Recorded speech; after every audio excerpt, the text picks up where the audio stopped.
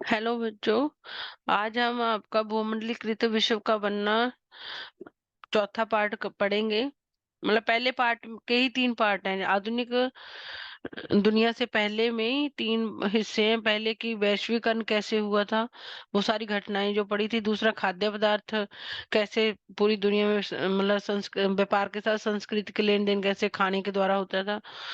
तीसरा पार्ट उसी का आधुनिक दुनिया से पहले का तीसरा पार्ट, विजय, बीमारी और व्यापार। लेकिन ये वीडियो चौथी है।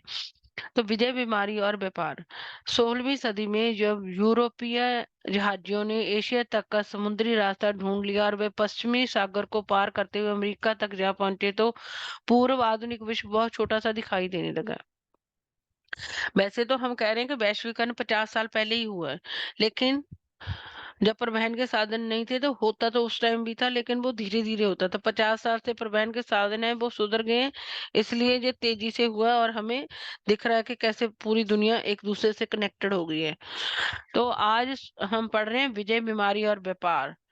कैसे मतलब उन्होंने विजय पाई, जिन्होंने जिन देशों ने दूसरे देशों को अपने कब्जे में, जैसे हमने देखते देखे यूरोप के बहुत सारे देश हैं जिनके पास यूरोप पूरा ही ऐसा वो है महाद्वीप जहाँ भूखमरी ज्यादा है, क्योंकि ठंड के कारण फसलें अच्छी नहीं होती। तो उन्होंने कैसे दूसरे कॉन्टिनेंट्स के ऊपर अपना वो करा, कब्जा किया, इसमें पढ़ेंगे। तो आपने सदियां भी याद करनी है। 16वीं सदी में यूरोप महाद्वीप के चाहे फ्रांस के लोग 4 जो लोग आए, डच आए थे, फ्रांसीसी आए थे, और वो आए थे, अंग्रेज आए थे। तो ये 4 देशों के, यूरोप के 4 देशों के लोग आए थे। इन्होंने क्या करा था, 16वीं, याद रखना, 16th सेंचुरी में यूरोप के जहाजियों ने एशिया तक का समुद्री, हमारे भारत, पूरे महाद्वीप में जिसमें भारत आता है, उस तक का रास्ता ढूंढ लिया था। और वे पश्चिमी सागर को पार करते हुए अमेरिका तक, मतलब कि 16th सेंचुरी, 16वीं सदी में, ये वन वर्ड में भी आ सकता है कि कौन सी सदी में यूरोप के जहाजियों ने एशिया तक का समुद्री रास्ता और अमेरिका तक का जो रास्ता था, समुद्र का रास्ता था, कब ढूंढ लिया था। 16वीं शताब्दी में यूरोप के जहाजियों ने, यानी कि यूरोप के जो अलग अलग देश थे, फ्रांस, डच वगैरह, अंग्रेज, ये दूसरे, क्योंकि इनको अपने महाद्वीप में तो मिलता नहीं था, तो ये दूसरे महाद्वीपों में जाती थी। तो इन्होंने एशिया में आने का रास्ता भी ढूंढ लिया था, क्योंकि एशिया महाद्वीप में खाने पीने को बहुत कुछ मिलता है। लगभग एशिया, दक्षिण और पूर्व एशिया से ही मसाले और कपड़े वहां जाते थे, पश्चिमी यूरोप को जाते थे। तो वन वर्ड में क्या आ गया कि यूरोप के जहाजियों ने एशिया का समुद्री रास्ता और अमेरिका का जो समुद्री रास्ता है वो कब ढूंढा था, तो 16वीं शताब्दी में। पूर्व आधुनिक विश्व बहुत, मतलब जो अब से जो आधुनिक समय आने से पहले का जो विश्व है बहुत छोटा सा दिखा, पहले तो बहुत बड़ा लगता था जब हमें पता नहीं था कि दुनिया के कौन से हिस्से में कौन रहता है। तो जो पूर्व आधुनिक विश्व, तो यानी कि इसका मतलब है अभी आधुनिक समय से पहले का जो विश्व है बहुत छोटा हो गया था वो। इससे पहले कई सदियों से हिंद महासागर के पानी में फलता फूलता व्यापार, तरह तरह के सामान, लोग, ज्ञान और परंपराएं एक जगह से दूसरी जगह आ जा रही थी। इससे पहले 16वीं शताब्दी से पहले कई सदियों से हिंद महासागर, भारत के नीचे वाला जो सागर है, हिंद महासागर के पानी में पहले भी, मतलब जब 16वीं शताब्दी तक यूरोप के जहाजी हमारे एशिया में नहीं आए थे, उससे पहले कई सदियों पहले भी भारत के नीचे का जो हिंद महासागर है उसमें व्यापार फल फूल रहा था। तरह तरह के सामान इधर उधर जा, एक देश से दूसरे देश में जा रहे थे। ज्ञान भी एक देश से दूसरे देश में जा रहा था। अलग अलग परंपराएं एक देश से दूसरी जगह आ जा रही थी। भारतीय उपमहाद्वीप इन प्रभावों के रास्ते में एक अहम बिंदु था। जो भारतीय उपमहाद्वीप है, भारत और भारत के पड़ोसी देशों को, या भारतीय उपमहाद्वीप किसको कहते हैं? भारत के पड़ोसी देशों से मिलके भारतीय उपमहाद्वीप मिलता है बनता है। भारत, पाकिस्तान, अफगानिस्तान, नेपाल, भूटान, चाइना, और बांग्लादेश, म्यांमार, और नीचे इधर हमारे जो श्रीलंका और मालदीव, इन सब से मिलके क्या बनता है? भारतीय उपमहाद्वीप। इन प्रभावों में भारतीय उपमहाद्वीप इन प्रवाहों के रास्ते में एक अहम बिंदु था। मतलब जो भी व्यापारी व्यापार कर रहे थे, जहाँ कोई ज्ञानी लोग अपना ज्ञान बांट रहे थे, जब परंपराएं एक जगह से दूसरी जगह जा रही थी, तो जो देश हिंद महासागर के रास्ते, ये लगा लो कि पूर्व एशिया के लोग पश्चिमी एशिया में जाते होंगे, तो उसमें अहम भूमिका भारतीय उपमहाद्वीप की थी। तो उन लोगों को जब भारत के पड़ोसी देशों में से होकर गुजरना पड़ता था, पूरे नेटवर्क में इस इलाके का भारी महत्व था।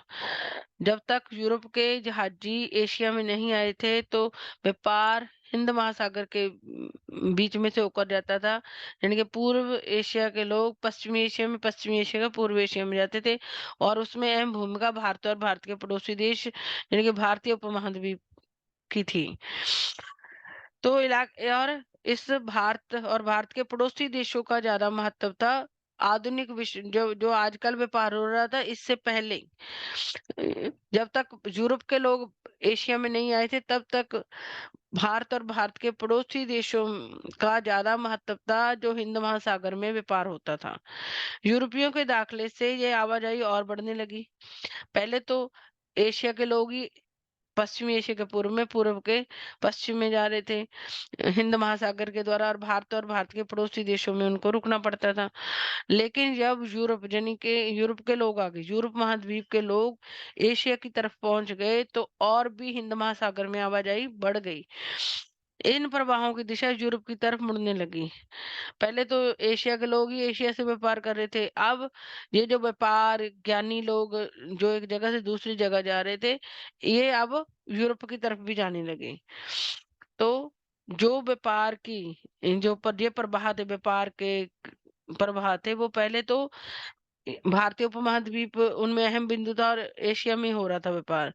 लेकिन ये यूरोप के लोग आ गए एशिया में, तो इन प्रवाहों की दिशा यूरोप की तरफ मुड़ गई, क्योंकि यूरोप के लोग गरीब थे, तो उनको कहीं से भी व्यापार का वो मिलता था अवसर, तो वो छोड़ते नहीं थे। तो जो प्रभाव पहले इसमें थे, एशिया में थे, वो उनका उन व्यापारों का प्रभाव यूरोप की तरफ मुड़ गया। ये आपको याद करना है, 16वीं सदी में ही यूरोप के जहाजियों ने एशिया का समुद्री रास्ता और अमेरिका को जाने वाला समुद्री रास्ता खोजा था। और उस समय जब ये रास्ता यूरोप के जहाजियों ने अमेरिका जाने का, एशिया को जाने का खोज लिया था, तो पूरी दुनिया छोटी हो गई थी। तो पहले तो जो व्यापार होता था, जो सामान एक जगह से दूसरी जगह जाते थे, ज्ञानी लोग एक जगह से दूसरी जगह जाते थे, ये ओनली हिंद महासागर में एशिया के लोग ही आ जा रहे थे। लेकिन और उसमें भारत और भारत के पड़ोसी देश, जिनके भारतीय उपमहाद्वीप उसमें अहम बिंदु था। लेकिन जैसे और भारत के जो पड़ोसी देश, जो भारतीय उपमहाद्वीप है, हिंद महासागर में होने वाले उस व्यापार में उसका अहम बिंदु था। लेकिन जब यूरोप के लोग वहां आ गए, तो जो ये व्यापार का प्रभाव था, वो यूरोप की तरफ मुड़ गया। अपनी खोज से पहले लाखों साल से अमेरिका का दुनिया के साथ, और जब कोलंबस ने खोज की है अमेरिका की, उससे पहले अमेरिका का दुनिया के साथ कोई संबंध नहीं था। अमेरिका के लोग अमेरिका में ही रहते थे, बाहर नहीं जाते थे। इसलिए उनकी जो रोग से लड़ने की क्षमता थी, वो भी कमजोर थी। अपनी खोज से पहले अमेरिका की, यानी कि खोज से लाखों साल पहले अमेरिका का दुनिया के साथ कोई संपर्क नहीं था, ये भी आपने याद रखना है। लेकिन 16वीं सदी में जब यूरोप के लोग वहां चले गए, तो 16वीं सदी तक, जब तक मतलब कि यूरोप के जहाजियों ने अमेरिका को जाने का समुद्री रास्ता नहीं खोजा था, तब तक अमेरिका के लोग क्या थे, कहीं कहीं भी आते जाते नहीं थे, अपने अमेरिका में ही रहते थे। लेकिन 16वीं सदी से उसकी विशाल भूमि और बेहिसाब फसलों व खनिज पदार्थ हर दिशा में जीवन का रूप रंग बदलने लगे। लेकिन 16वीं सदी से उसकी विशाल भूमि और बेहिसाब फसलें व खनिज पदार्थ हर दिशा में मतलब अमेरिका की जो जमीन है, जो भूमि है, वो बहुत विशाल है। और वहां पर इतनी तरीके की मतलब फसलें उगती हैं, जैसे कि हमें भी बहुत सारी चीजें अमेरिका से मिली हैं। तो वहां पर बेहिसाब फसलें होती हैं, और ना वहां की भूमि बहुत उपजाऊ है और बहुत बड़ा है अमेरिका, मतलब क्षेत्रफल के आधार पर बहुत बड़ा है। और वो वहाँ पर बहुत सारे खनिज पदार्थ भी पाए जाते हैं। तो पहले तो उसका जो वहाँ पर अलग-अलग तरीके की फसलें होती थी, बड़ी भूमि थी और खनिज पदार्थ थे, उनका फ़ायदा ओनली अमेरिका के लोगों को मिल रहा था। लेकिन जब उसकी खोज होके और यूरोप के लोग वहाँ पहुँच गए, आपको पता है यूरोप के लोगों को पता लगना चाहिए कि कहाँ से कोई अच्छी फ़ायदे की चीज़ मिल रही है, तो वो वहाँ पर फिर उसको लूट ही लेते हैं। ऐसे भारत को भी लूटा था उन्होंने। तो जब अमेरिका की खोज होगी, यूरोप के लोग वहां पहुंच गए, तो वहां की फसलों, भूमि और खनिज पदार्थों का इस्तेमाल दुनिया के बाकी लोग भी करने लगे और उनका जीवन बदलने लगा। जैसे कि हमने बहुत सारी फसलें वहां से पाई, आलू, शकरकंद, मूंगफली, मिर्च, सोया और बहुत सारी चीजें। और जिससे जैसे यूरोप के आलू ने यूरोप के लोगों की ज़िंदगी बदल दी थी, तो ये सारी अमेरिका से मिली हुई चीज़ें हैं। लेकिन पहले अमेरिका दुनिया से कटा हुआ था, यूरोप के लोगों के जाने से वो दुनिया से जुड़ गया और वहाँ की हर चीज़ का इस्तेमाल दूसरे लोग भी करने लगे। आज के पेरू और मेक्सिको में मौजूद खानों से निकलने वाली कीमती धातुओं, खास तौर से चांदी ने भी यूरोप की संपदा को बढ़ाया।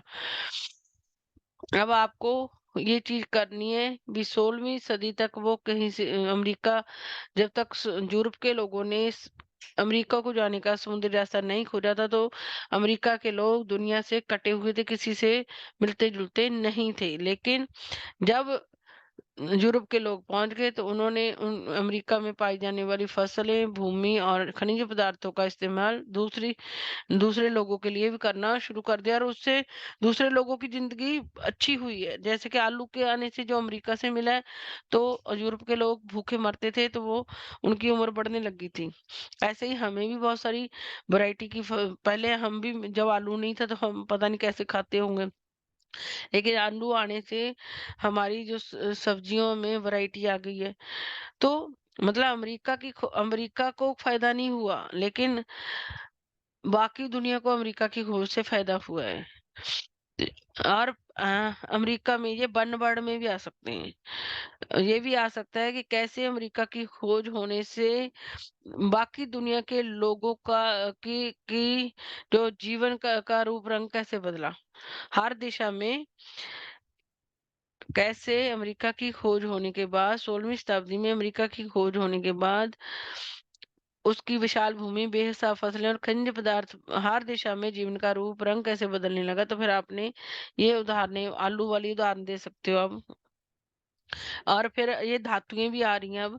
अमेरिका के पेरू और मेक्सिको में जो खानें पाई जाती हैं वहां पर निकलने वाली कीमती धातुओं, जहाँ अमेरिका के पेरू और मेक्सिको में जो खाने हैं, वहां से कीमती धातुएं निकलती हैं। स्पेशली वहां पर चांदी ने भी यूरोप की संपदा को बढ़ाया।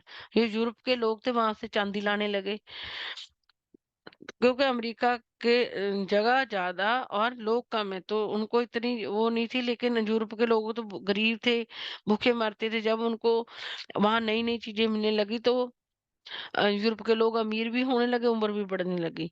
तो पेरू मैक्सिको में से जो कीमती वो निकलती धातु है, उनमें से खास तौर चांदी। अब यूरोप के लोग वहां पहुंच गए थे, तो वो भी मेक्सिको और पेरू से की खानों से मिलने वाली अपने यूरोप में लाने लगे। तो यूरोप के लोग अमीर हो गए, उनकी संपत्ति बढ़ गई, संपदा बढ़ गई। और पश्चिमी एशिया के साथ होने वाले उसके व्यापार को गति प्रदान की, क्योंकि पहले यूरोप के लोगों को बहुत सारी चीजें एशिया से लेके जाते थे वो। तो लेकिन एशिया के लोगों से वो चीजें खरीदने के लिए उनके पास कुछ होता नहीं था पेमेंट करने के लिए। तो अब जो पेरू और मेक्सिको की खानों से उनको चांदी मिलती थी, उससे पेमेंट करके, चांदी में पेमेंट करके वो एशिया से व्यापार करने लगे। मतलब एशिया, वहां से उनको संपत्ति मिलने लगी अमेरिका से, 16वीं सदी में अमेरिका को जाने वाला समुद्री रास्ता मिलने और एशिया से को जाने वाला समुद्री रास्ता मिलने से यूरोप के गरीब लोगों की जिंदगी सुधरी। खाने पीने को भी मिला, अमीर बनने के लिए कीमती धातुएं धातुएं भी मिली, उनका व्यापार भी चल पड़ा।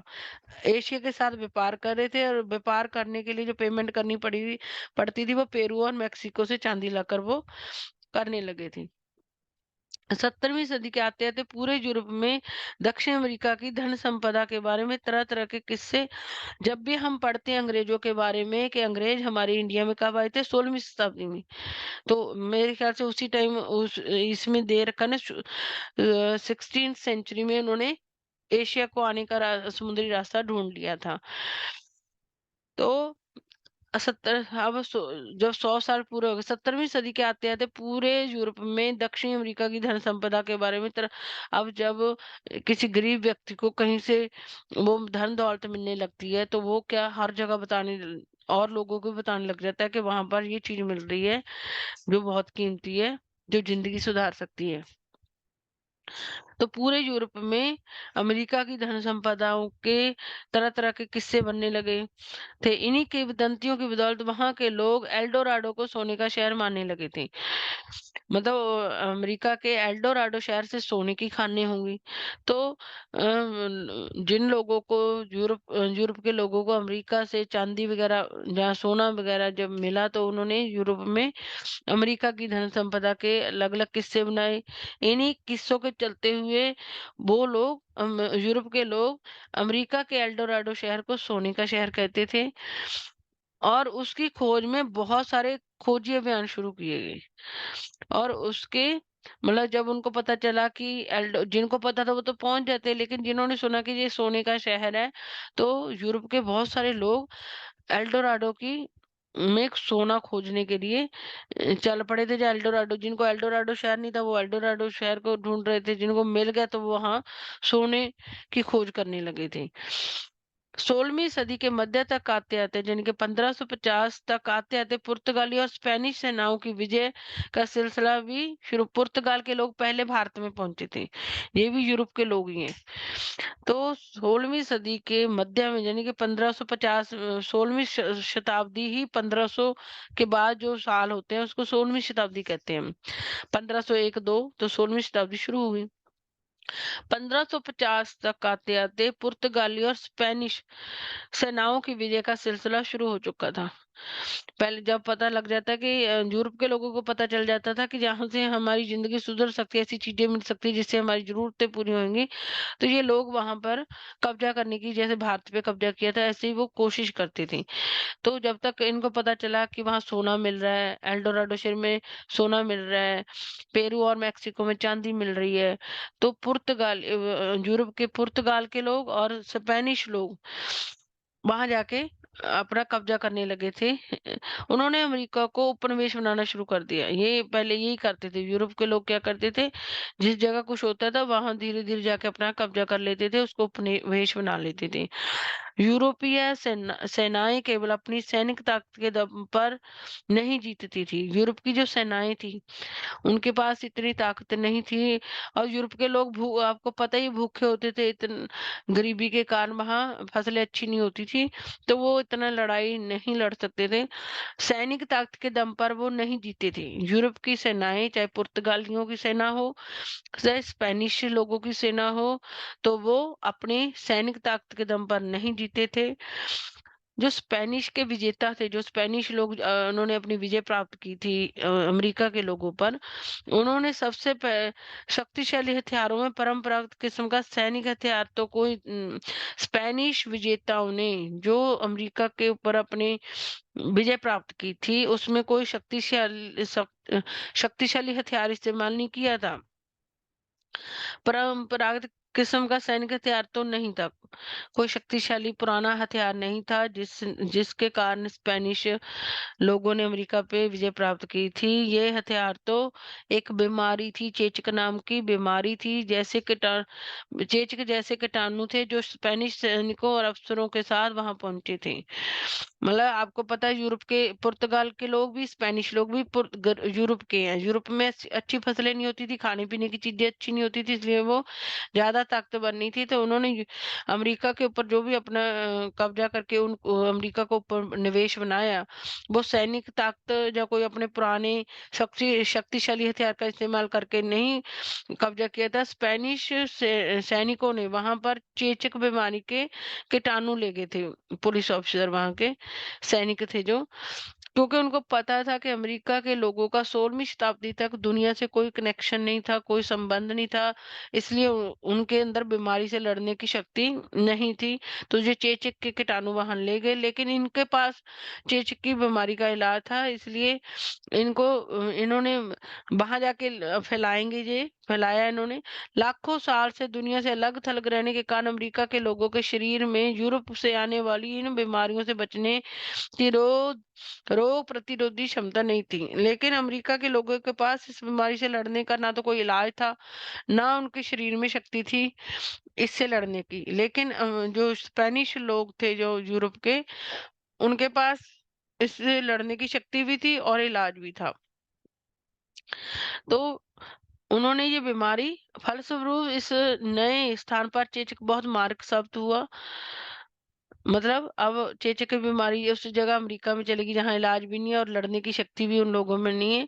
तो लेकिन जो लेके आए उनके पास दोनों ही हैं। तो इससे वो चेचक की बीमारी वहां पर बहुत मार्क सिद्ध हुई, यानी कि उस बीमारी से मतलब जिस जगह ये लोग नहीं लेके गए थे उस कीटाणु को, वो कीटाणु उस जगह भी अमेरिका में फैल गया और पूरा जो अमेरिका था इसकी चपेट में आके वहां के लोग मर गए। एक बार संक्रमण शुरू होने के बाद तो यह बीमारी पूरे महाद्वीप में फैल गई। मतलब जहाँ एक जगह शुरू करी धीरे-धीरे करके उस जगह भी पहुंच गई जहाँ वो यूरोप के लोग स्पेनिश लोग नहीं पहुंचे थे। जहाँ यूरोपीय लोग नहीं पहुंचे थे वहां के लोग भी इसकी चपेट में आने लगे। इसने पूरे के पूरे समुदायों को खत्म कर लिया। इस तरह घुसपैठियों की जीत का रास्ता आसान होता चला गया। मतलब यूरोप के स्पेनिश और पुर्तगाली लोगों ने, मतलब यूरोप के लोग ये प्लान बनाते थे कि कैसे ये इतनी धन संपदा वाले देश के ऊपर जगह के ऊपर कब्जा किया जाए। तो उनने बीमारी सैनिकों से लड़ाई नहीं लड़ी उनसे, और बीमारी से सारे लोगों को, अमेरिका के लोगों को मार दिया और इस तरीके से उनकी जीत आसान हो गई। यूरोप की अमेरिका के ऊपर जीत आसान हो गई।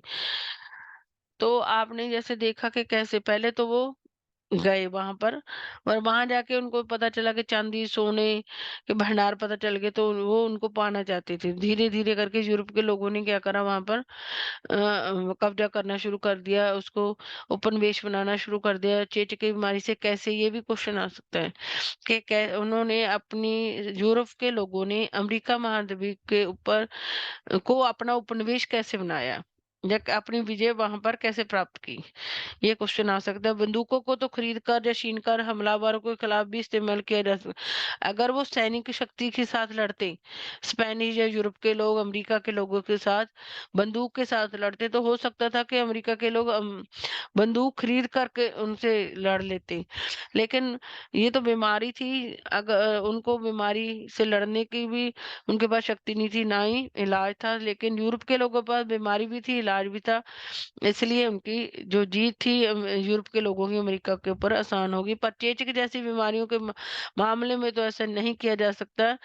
बंदूक से लड़े तो बंदूक खरीद करके भी हमलावर पे हमला किया जा सकता है, लेकिन बीमारी, चेचक जैसी बीमारी के मामले में ऐसा नहीं किया जा सकता था, क्योंकि हमलावरों के पास उसके बचाव का तरीका भी था और उनके शरीर में उस बीमारी से लड़ने की प्रतिरोधी क्षमता भी थी, शक्ति भी थी। तो 19वीं सदी तक यूरोप में गरीबी और भूख का ही साम्राज्य था। देखो 16वीं शताब्दी में ये गए अमेरिका में भी और एशिया में भी। उसके 300 साल तक भी यूरोप के अंदर गरीबी और भूखमरी थी। शहरों में बेहिसाब भीड़ थी। ये यूरोप की कहानी है, ये भी कर लेना। ऊपर हमने पढ़ा कि कैसे अमेरिका के लोग यूरोप और एशिया में पहुंचे, कैसे उनका व्यापार बड़ा फूला और कैसे उन्होंने अमेरिका के लोगों को खत्म किया।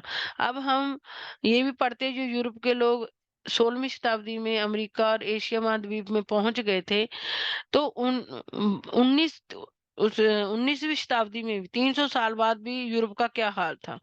वहां गरीबी भी थी, भूखे भी मरते थे लोग, और वहां बेहिसाब भीड़ थी और बीमारियों का बोलबाला था। जब हम गरीब होते हैं हमारा खा मतलब पेट ढंग से नहीं भर पाते, तो हमें बीमारियाँ घेर लेती हैं। धार्मिक टकराव भी आम थे, जब लोगों को भूख नहीं वो होती मिटती। अब आप पाकिस्तान में भी देख रहे हो, जैसे पाकिस्तान में भी लोगों के पास खाने को नहीं है, तो लोग वो आतंकवादी घटनाएँ करती हैं। तो ऐसे ही यूरोप के अंदर भी धर्म के नाम पर लड़ाइयाँ होती थी लोगों के पास, जब कोई गरीब थे, खाने को नहीं था तो लड़ पड़ते थे। धार्मिक असंतुष्टों को कड़ा दंड दिया जाता था।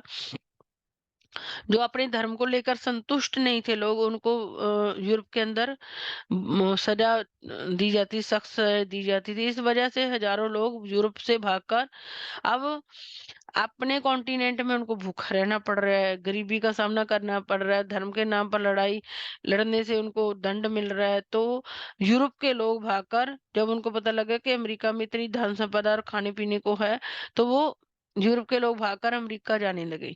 इस वजह से हजारों लोग यूरोप से भागकर अमेरिका जाने लगे। 18वीं सदी तक अमेरिका में अफ्रीका से पकड़ कर लाए गए गुलामों को काम में झोंककर, और 19वीं शताब्दी तक सारा भूखे थे वो लोग। और धीरे-धीरे लोग, जब जैसे-जैसे अमेरिका का पता चलता गया, तो वो सारे वहाँ जाने लगे यूरोप के लोग। 18वीं सदी तक 16वीं में वो अमेरिका गए हैं, 16वीं में ही वो हमारे एशिया में आए हैं। 18वीं सदी तक वो अमेरिका के लोगों को तो उन्होंने मार दिया था, लेकिन अफ्रीका से पकड़कर जो अफ्रीका के लोग, आपको पता काले हैं। अफ्रीका भी बहुत अमीर है, वहाँ पर लोग मज़दूरी नहीं करते थे, ये चीज़ मैंने आपको बताई है। वहाँ पर बहुत सारे लोगों के पास पशु होते थे, ज़मीनें होती थी, जिसके कारण उनका घर में ही अपना काम चल जाता था। उनको कुछ ज़्यादा मेहनत नहीं करनी पड़ती थी। लेकिन यूरोप के लोगों ने अमेरिका के लोगों को मार दिया। 18वीं सदी तक अफ्रीका मतलब एक गरीब कौन महाद्वीप के लोगों ने, गरीब यूरोप के लोगों ने 2 अमीर महाद्वीपों को खत्म कर दिया। अमेरिका को लोगों को खत्म कर दिया, ताकि वो वहाँ अपना वो कब्जा कर सकें। अफ्रीका के ऊपर के लोगों को, जो काले थे लेकिन अमीर थे, उनको गुलाम बनाकर अमेरिका ले आए, क्योंकि वो यूरोप के गरीब लोग थे, जो उनके अंदर काम करने की शक्ति तो नहीं थी, तो वो फिर दूसरों से करवाते थे। तो अफ्रीका से पकड़कर लाए गए गुलामों को काम में झोंककर यूरोपीय बाजारों के लिए कपास और चीनी का, क्योंकि ये यूरोप के लोग थे, वो क्या करते थे, खेती नहीं करते थे, क्योंकि वहाँ खेती अच्छी नहीं होती थी। लेकिन उन्होंने, आपको पता है, उद्योग लगाए थे, इंडस्ट्री लगाई थी, तो उस कपड़ा और चीनी बनाते थे वो, कपड़ा और चीनी। तो कपड़े और के लिए उनको कपास चाहिए थी, और चीनी के लिए गन्ना चाहिए था।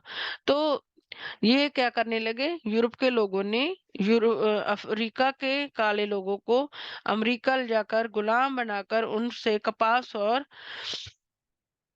गन्ने की खेती करवाई, ताकि फिर वो कपास और गन्ने को कच्चे माल में रूप में इस्तेमाल करके यूरोप में जाके वो कपड़ा बना सकें। ये वीडियो बार-बार सुन लेना, तो आपको समझ आ जाएगा, इससे कई क्वेश्चन बन सकते हैं। इसी से कई क्वेश्चन बन जाएँगे कि कैसे उन इसमें आपको यूरोप का भी पता चलेगा कि कौन-सी सदी तक वो भूखे थे, गरीब थे। और वहाँ धर्म के नाम पर लड़ाइयाँ होती थी, धर्म से जो संतुष्ट नहीं थे, उनको कड़ी सजा, तो वो फिर अमेरिका जाने लगे थे। ये सारी कहानियाँ आपको बार-बार सुन के याद रखनी है।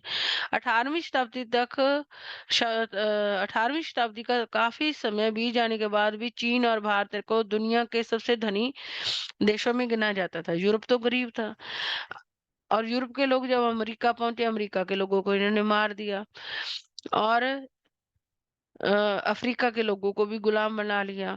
तो 18वीं शताब्दी तक जब ये अफ्रीका के लोगों को गुलाम बनाकर ले जा रहे थे, मतलब 200 साल तक भी, उसमें जो 18वीं शताब्दी तक धनी देशों में गिना जाता था, चीन और भारत को। ये भी अब बनबड़ में आ सकता है कि 18वीं शताब्दी का काफी समय बीत जाने के बाद भी कौन से जो 2 देश थे, जिनको पूरी दुनिया में अमीर माना जाता था, धनी देशों में कौन? 18वीं सदी का काफ़ी समय बीत जाने, बनबड़ में आएगा। 18वीं सदी का काफ़ी समय बीत जाने के बाद भी कौन से 2 देश थे जिनको धनी देशों में गिना जाता था? वो थे चीन और भारत। चीन और भारत। एशियाई व्यापार में भी उन्हीं का दबदबा था।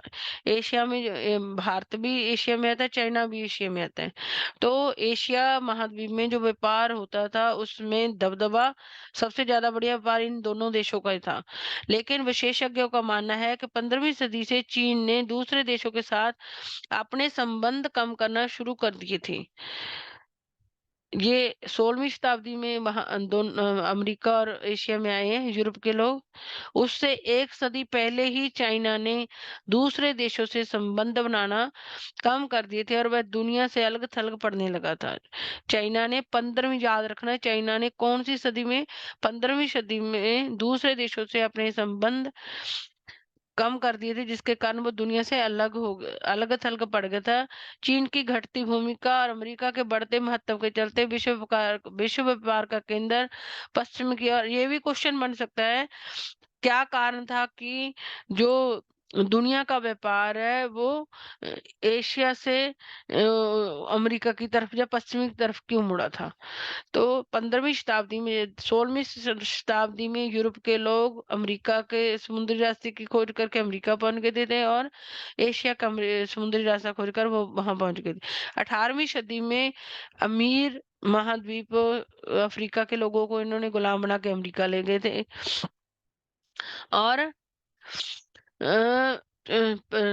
18वीं शताब्दी के काफी समय बीत जाने के बाद भी चाइना और भारत धनी देशों में गिने जाते थे। पूरे एशिया में इनका ही दबदबा था व्यापार में। लेकिन चाइना ने 15वीं शताब्दी में दुनिया से के दूसरे देशों से अपने संबंध कम कर दिए थे, जिसके कारण ये दुनिया से अलग थलग पड़ गया था। चीन की घटती भूमिका और अमेरिका के बढ़ते, अब अमेरिका, चाहे वहां यूरोप के लोग ही रह रहे थे, लेकिन अमेरिका का पूरी दुनिया में पता चल गया था कि वहां पर खनिज पदार्थ बहुत अच्छी पाए जाते हैं, खाने पीने की फसलें ज्यादा पाई जाती है, भूमि ज्यादा ज्यादा उपजाऊ है। तो अमेरिका का महत्व बढ़ गया था, चाइना ने अपना महत्व खुद ही कम कर लिया था। चीन चीन की घटती भूमिका और अमेरिका के बढ़ते महत्व के चलते विश्व व्यापार का केंद्र पश्चिमी की ओर खिसक गया। पहले 18वीं शताब्दी तक व्यापार का केंद्र क्या था? एशिया था, लेकिन उसके बाद अमेरिका की तरफ मुड़ गया था। अब यूरोप ही विश्व व्यापार का सबसे बड़ा केंद्र बना। यूरोप ने, देखो, यूरोप महाद्वीप के लोग भूखे मरते थे, लेकिन पूरी दुनिया को अमेरिका को भी के लोगों को मार के वहां भी अपना वो कर लिया, एशिया पर भी दबदबा कर लिया, अफ्रीका के लोगों को गुलाम बना लिया। लेकिन यूरोप ही विश्व व्यापार का केंद्र बन गया था 18वीं शताब्दी में। तो हमने बीच में वो भी देखते ऊपर, ये है गुलामों की खरीद फरोख्त न्यू, ये इतनी वो नहीं है।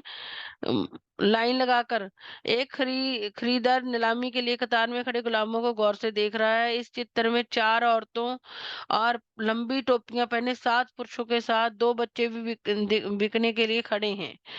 4 औरतें, कई बार चित्र दिखा देते हैं, ये कौन सा चित्र है? तो याद रखना, ये जो क्या है, ये खरीदार नीलामी के लिए कतार में खड़े गुलामों को गौर से देख रहे हैं, जिन्होंने गुलाम खरीदने हैं। नीलामी के लिए लोग खड़े हैं जिनको खरीदना है, खरीदार उनको देख रहे हैं। उसमें 4 औरतें हैं, लंबी टोपी पहने 7 पुरुष हैं और 2 बच्चे बिकने के लिए खड़े हैं। अच्छी कीमत पाने के लिए गुलामों को अक्सर बढ़िया कपड़े पहनाकर बाजार में लाया जाता था। जब कोई लोगों को गुलाम खरीदने होते थे तो गुलामों को अच्छे कपड़े पहनाकर वहां बाजार में लाया जाता था। गुलामों की खरीद फरोख्त न्यू आर्लियंस आर्लियंस इलस्ट्रेटेड लंदन न्यूज 1851, ये कोई वहां का न्यूज़पेपर होगा, उसकी न्यूज है ये। इसका नाम याद कर लेना आप अपनी बुक में से ढंग से। और इसमें और क्या दे रखा है हमने पढ़ा, असंतुष्ट जो होता है, जो स्थापित विश्वासों और तरीकों को नहीं मानता। कहते थे ना, धर्म के असंतुष्ट, धर्म संबंधी जो यूरोप में विश्वास और तरीके थे उसको मानने के, उनको नहीं मानता था। जिस तरीके से वहां पे धर्म की पूजा होती थी, जैसे विश्वास थे, उनको जो नहीं मानता था उसको धर्म के असंतुष्ट बोला जाता था। जैविक युद्ध, इन न्यू इंग्लैंड स्थित मैसाचुसेट्स वे कॉलोनी के पहले गवर्नर जॉन विन थार्प ने मई 1634 में लिखा था कि छोटी चेचक उपनिवेशकारों के लिए ईश्वर का वरदान है। देसी जनता छोटी चेचक के कारण लगभग पूरी खत्म हो चुकी थी। इस तरह परमेश्वर ने हमारी मलकियत पर हमें मालिकाना दे दिया। जैविक युद्ध होता है जो जीवों से को मारकर किया जाता है। न्यू इंग्लैंड इंग्लैंड जो है यूरोप में, न्यू इंग्लैंड स्थित मैसाचुसेट्स बे कॉलोनी के पहले गवर्नर, इंग्लैंड स्थित मैसाचुसेट्स बे कॉलोनी थी जो मैसाचुसेट्स बे कॉलोनी है जो न्यू इंग्लैंड में है, उसका जो पहला गवर्नर विनथार्प था। जॉन विनथार्प ने मई 1634 में लिखा था कि एक छोटी चेचक उपनिवेशकारों के लिए जो दूसरे देशों पे कब्जा करते थे, उपनिवेशकारों के लिए ईश्वर का वरदान है। देसी जनता छोटी चेचक के कारण लगभग पूरी खत्म हो चुकी थी। जैसे अमेरिका के जो लोग थे वो देसी जनता हो गई, ये विदेशी जनता जो उपनिवेशकार हो गए यूरोप के लोग। देशी जनता छोटी चेचक के कारण लगभग पूरी खत्म हो चुकी थी। इस तरह परमेश्वर ने हमारी मलकियत पर हमें मालिकाना, मतलब यूरोप के लोग दूसरे देशों की मलकियत को अपनी मलकियत समझते थे। ये जो है ना, न्यू इंग्लैंड मैसाचुसेट्स बे कॉलोनी का गवर्नर जॉन विनथॉर्प 1634 मई 1634 में कह चेचक बीमारी उन्होंने भगवान ने हमें वरदान में दिए, जिसकी हेल्प से हम जिस देश पे कब्जा करते हैं वहां की देसी जनता को हम खत्म कर सकते हैं। और वो असल में पर हमारी मलकियत थी, तो पर ईश्वर ने चेचक की बीमारी देकर उन लोगों को खत्म करके हमें अपना हक दे दिया। तो ये भी कई बार बीच में से भी डाल देते हैं, बाद में पता नहीं चलता कि ये कहाँ से आया है।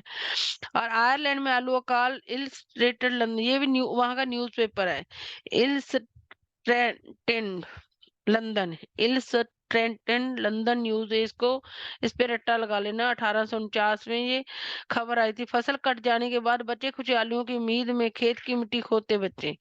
1845 से 1849 के बीच पड़े भयानक आयरिश आलू अकाल के दौरान आयरलैंड के लगभग 10 लाख लोग भूखमरी के कारण मारे गए थे, और इससे दोगुने लोग काम की तलाश में घर बार छोड़कर दूसरे इलाकों में चले गए थे। ये याद कर लेना भी, जब वहां पर किसी बीमारी के कारण आलू की फसल खराब हो गई थी आयरलैंड में, तो बीच पड़े भयानक आलू के कारण 10 लाख लोग भूखमरी के कारण मर गए थे, और दो गुने यानी कि 20 लाख लोग अपना घर बार छोड़ के आयरलैंड को चले गए थे। तो ये चीजें आपको वन वर्ड में भी आ सकती है, तो इसको पढ़ लेना आप लोग। तो और मेरे चैनल को लाइक और सब्सक्राइब कर लेना, और इसको हमेशा रखना।